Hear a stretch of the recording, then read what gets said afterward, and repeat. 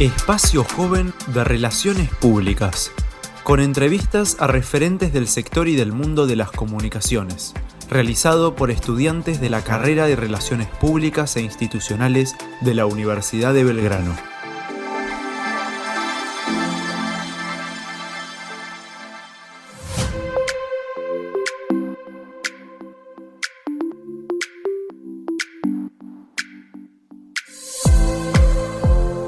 Hola a todos, bienvenidos una vez más a Espacio Joven de Relaciones Públicas. Yo soy Nina Fratini y estamos acompañados por María de las Mercedes Cancelo San Martín. Mercedes es doctora en Ciencia de la Comunicación por la Universidad de Málaga, con un posgrado con la Universidad de Málaga y pionera en el estudio de la comunicación en fuerzas y cuerpos de seguridad del Estado. Bienvenida, Mercedes, ¿cómo estás? Hola, muchas gracias, Nina. Gracias por la invitación de la UB. Un gusto saludarte. No, gracias por venir. Muchísimas gracias. Es un honor. Escribiste el Manual de Relaciones Públicas y Comunicación Gubernamental en conjunto con el doctor José Daniel Barquero Cabrero, ¿no? Sí. ¿Cómo fue el proceso de investigación que llevaron a cabo? Bueno, el colega José Daniel Barquero y yo, pues hace como más de 20 años que nos conocemos. El profesor Barquero es pionero de la comunicación y las relaciones públicas en España. Fue discípulo de Bernays, entonces es un honor contar con su amistad y un placer colaborar con él. Y bueno, a raíz de nuestro desarrollo profesional se nos ocurrió hacer algo juntos, más allá de las múltiples colaboraciones que tenemos. Y bueno, decidimos plasmar algunas de nuestras ideas en ese libro. Y bueno, fue algo espontáneo y algo de, como yo digo, trabajar a cuatro manos. Claro. Bueno, increíble que pudiste trabajar con alguien tan involucrado en el ámbito de relaciones públicas. ¿Cómo supiste que querías dedicarte a la rama de la comunicación? Bueno, siempre me ha gustado saber cómo piensa la gente. Y cómo piensa la gente también significa saber o conocer más que saber, porque saber es muy difícil, conocer creo que es la idea general en comunicación, los intereses y cómo se plasman de las personas, cómo uno puede conseguir metas, objetivos y de las personas llega a las organizaciones. Entonces me encanta saber cómo las organizaciones generan sus estructuras comunicativas para conseguir sus objetivos. Y siempre pensando que las organizaciones están conformadas por personas y lo que da vida a una organización son las personas. Entonces cumplí mi objetivo inicial, que era saber y conocer cómo piensan las personas y cómo se comunican para conseguir sus objetivos. Bueno, has hablado de las organizaciones en el libro en el que igual escribiste. Sí. Y bueno, sos una pionera en el estudio de la comunicación en fuerzas y cuerpos de seguridad. ¿Podrías contarles un poco sobre este tipo de comunicación a las personas que no tuvieron la oportunidad de leer tu libro? Sí, claro, porque sí. A ver, tenemos que partir de la base que las fuerzas de seguridad son una institución estructuradora de la sociedad, de cualquier sociedad, hablemos de cualquier país, de cualquier contexto sociopolítico, las fuerzas de seguridad constituyen un elemento estructurador, porque forman parte del Estado, del Estado per se. Entonces, son instituciones que están ahí, que cumplen un rol institucional y cumplen un rol ciudadano. Entonces, es fundamental entender cómo se comunican, también para que la institución sepa cómo mejorar, porque las instituciones se nutren de investigaciones científicas para poder hacer un up a sus desarrollos, y luego los ciudadanos también poder saber cómo se comunican esas organizaciones. De hecho, mi trabajo en los últimos años ha sido muy de divulgación, porque un investigador que no divulga se queda metido en una biblioteca. Entonces, nadie lo conoce si no divulga. Efectivamente, hay que divulgar y hay que bajar, como digo yo, los procesos de comunicación a la ciudadanía. Y hablarle al ciudadano por qué comunica una institución como una fuerza de seguridad también significa enseñarle al ciudadano que hay derechos, que hay obligaciones, que los ciudadanos las cumplen, pero las instituciones también las deben de cumplir en un ente democrático.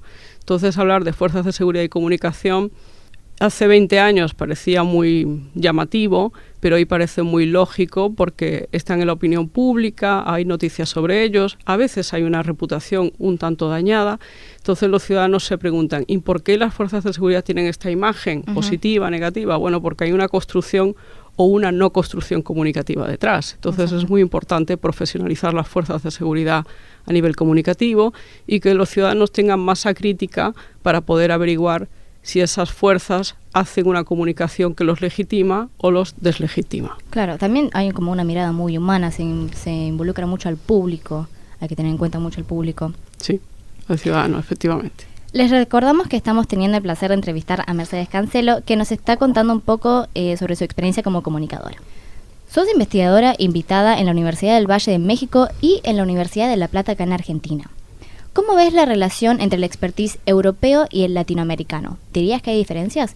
Vale aclarar que Mercedes Cancelo es de España, por eso. Gracias, sí, soy de España, aunque he vivido 10 años en México y la mayor parte de mi familia al presente está en Argentina, entonces ya me siento de muchos lugares.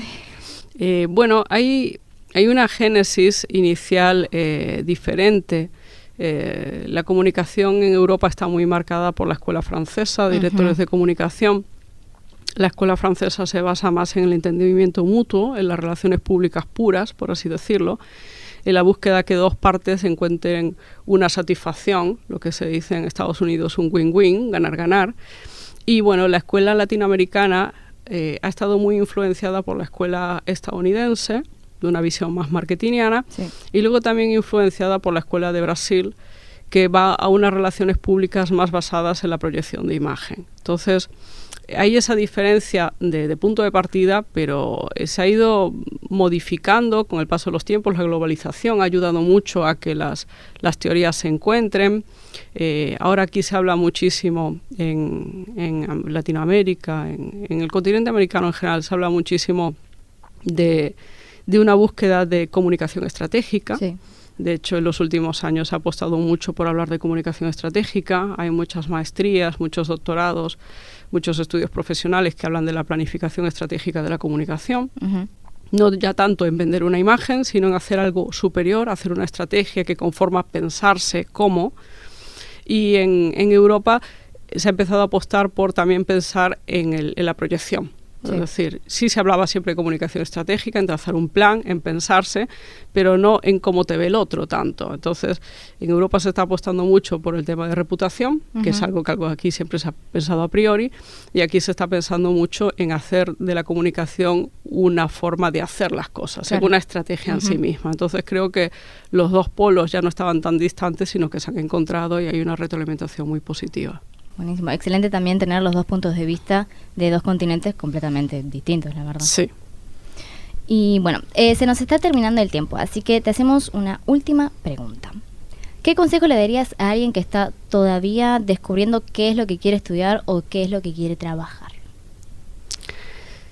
Claro, es difícil porque el mundo cambia a una velocidad vertiginosa.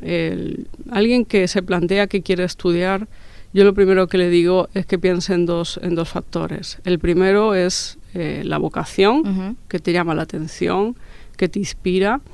Y el segundo factor, que no podemos ser ciegos a ello, es dónde crees que va a haber oportunidades laborales. Sí. Creo que hay que buscar conjugar los dos ámbitos. Yo sé que siempre se ha hablado de la vocación y muchas veces hay personas que han invertido parte de su vida en su vocación y luego han sentido una frustración laboral alta, porque a lo mejor el contexto en el cual se han desarrollado no es demandante de ese perfil profesional que tienen y les obliga a emigrar o a reestructurar su vocación. Entonces yo creo que hay que fijarse en la vocación, que de alguna manera es lo innato que vas a tener para aportar a ese proceso de estudio, y luego la demanda profesional, que no significa que puedas trabajar en el contexto en el cual estás estudiando, sino hay algún lugar donde te gustaría estar, que te desarrolles como profesional de eso. Entonces, donde pueda encajar. Ahí está. No siempre uno tiene que pensar en su metro cuadrado, y más hoy en día con la visión global y los jóvenes que no tenéis tantos problemas de moveros, ¿no? Y luego para trabajar creo que es un punto diferente, o sea, trabajar es algo diferente a lo que a veces uno estudia, y es más, hay muchos profesionales de la comunicación que están trabajando de cosas que tienen que ver con la comunicación, pero no aquello que sentían como su primer amor. Es decir, a mí yo me enamoré desde el principio de la comunicación organizacional, pero tenía compañeros de estudios que estaban enamorados de la publicidad, porque yo estudié publicidad y relaciones públicas en aquel entonces, y acabaron trabajando en marketing. Y sí, está vinculado, pero no son creativos publicitarios. Entonces, claro, trabajar creo que es más complicado, y ahí hay que tener una dosis de realismo y también centrarse en la demanda que hay en ese momento. Uno no siempre va a trabajar de lo que desea, ni tampoco de lo que esperaba. Y de lo que esperaba, hay que ser realista, pero creo que todos esos trabajos que a uno no le fascinan, no se enamoran, son un aprendizaje. Un aprendizaje sobre la superación y un aprendizaje transversal que te va a ayudar a trabajar luego de lo que tú realmente deseas y lo que te gusta. Bueno, qué placer fue tenerte acá, Mercedes, por favor. Gracias por darnos un ratito de tu tiempo para contarnos, sobre vos. Muchísimas gracias. Gracias a ti, Nina, gracias a la UB por recibirme. Es un gusto volver a esta universidad. Hace muchos años tuve la oportunidad de venir. En ese momento creo que la decana de comunicación era la doctora Scheidman. Y para mí ha sido un gusto volver a esta universidad y muchas gracias por invitarme y gracias a ti por invitarme y a tus compañeros también. También le quería agradecer al equipo de producción, Abril Ramsay, Sofía Parizo, Joan Riera, Magalía Arellano y Ramiro Condoluzzi. Y por último, gracias a nuestros oyentes que nos están encontrando por Spotify. Nos encuentran como Espacio Joven de Relaciones Públicas y en la radio UB 90.9.